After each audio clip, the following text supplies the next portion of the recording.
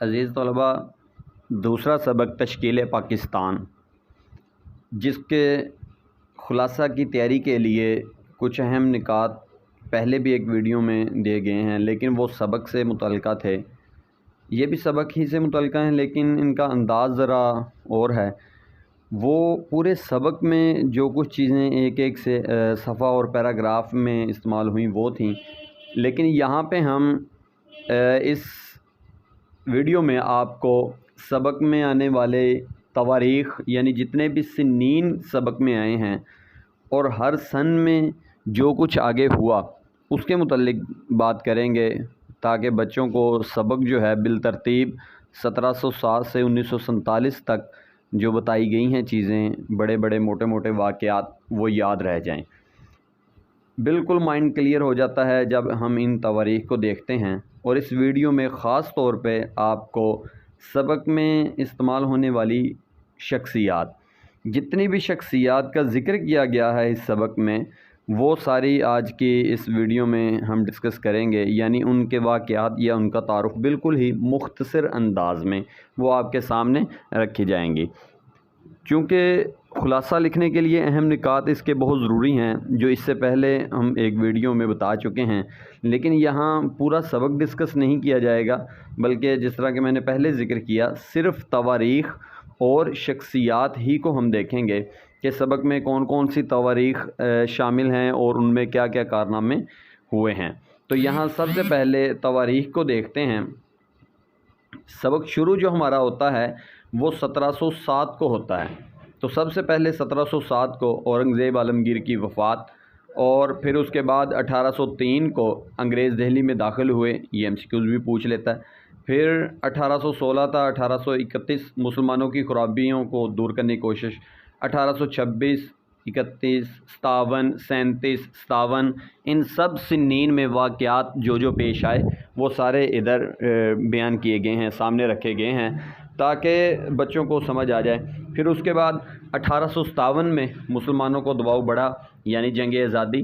फिर 1833 को क्या हुआ, 1884, 1886, 1867, 1885, यानी ये वो सिन्नीन हैं, ये वो चीज़ें हैं जो सबक में बिलतरतीब चलती रहती हैं साथ साथ, और वो आगे बढ़ता जाता है। सबक 1707 को शुरू करके 1947 तक जाता है और बिलतरतीब आगे बढ़ते जाते हैं, और मोटे मोटे वाक़यात जो हैं वो बयान किए गए।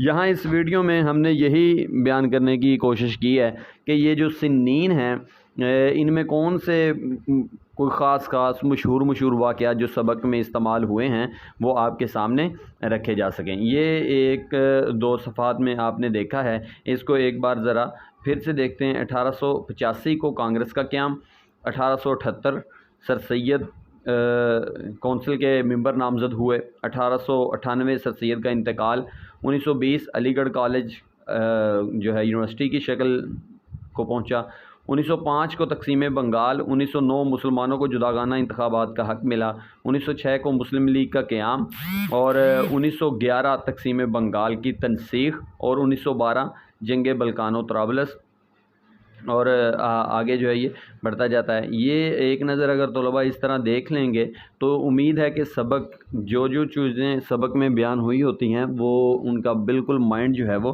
क्लियर हो जाएगा। ये पहला सफ़ा जो है एक बार पूरा देखें, जो हमने पीछे सारी बात की है कि पहले सफ़े में क्या क्या था। यानी औरंगज़ेब आलमगीर की वफ़ात, जो मुग़ल बादशाह था 1707 से लेकर बीच में जितने ख़ास आए, यानी 1885 तक जो ख़ास वाक़यात थे वो क्या थे जो सबक में बताए गए हैं।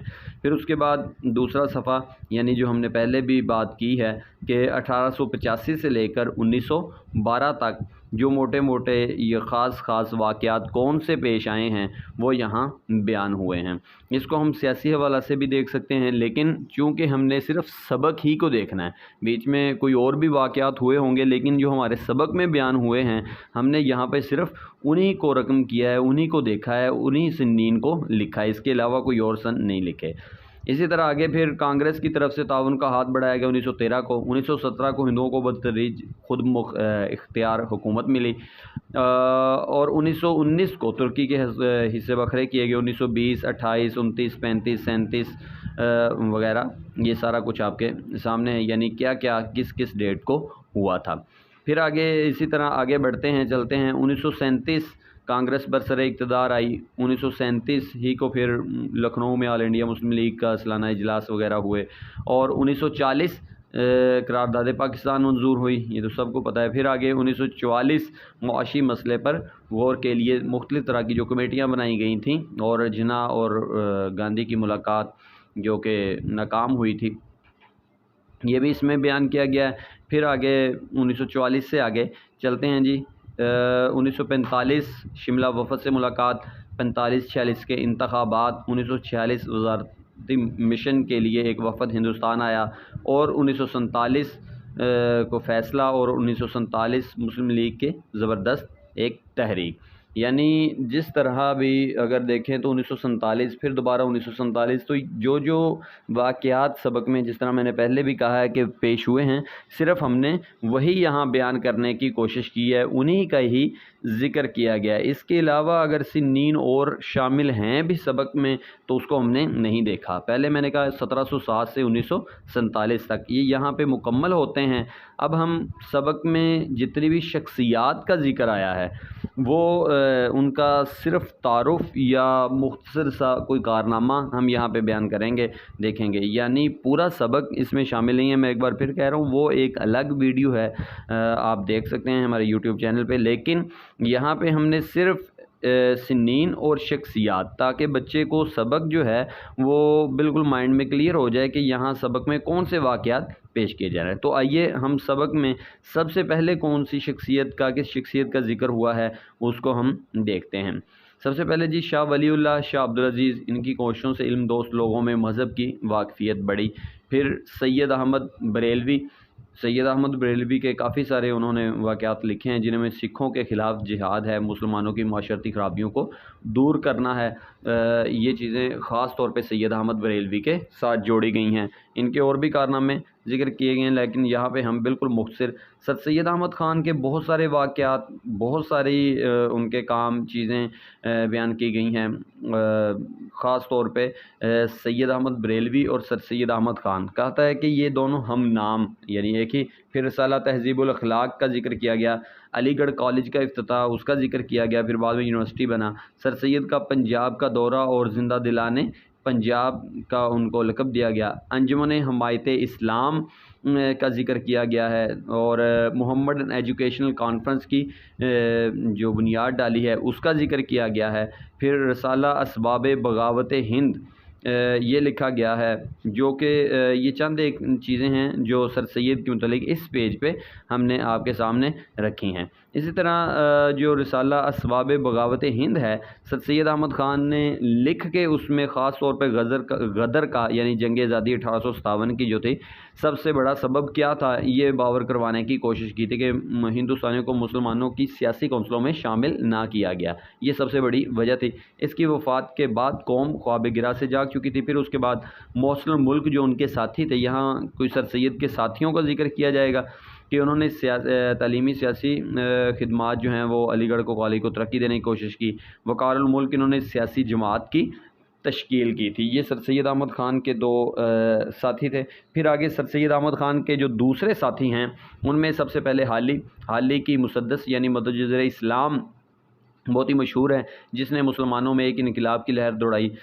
फिर शिबली नुमानी ने सीरतुन्नबी पे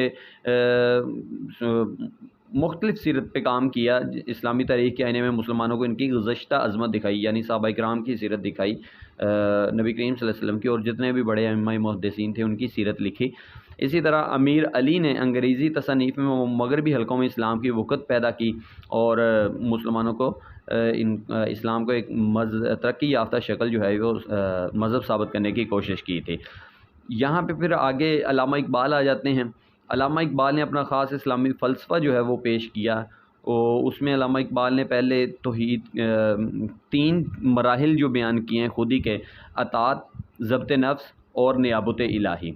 फिर उसके बाद अल्लामा इकबाल ने 4 चीज़ों पे ज़ोर दिया, जिनमें तौहीद इलाही, रसूलुल्लाह सल्लल्लाहु अलैहि वसल्लम से मोहब्बत, कुरान मजीद और रजायत यानी नाउमीदी को ख़त्म करना।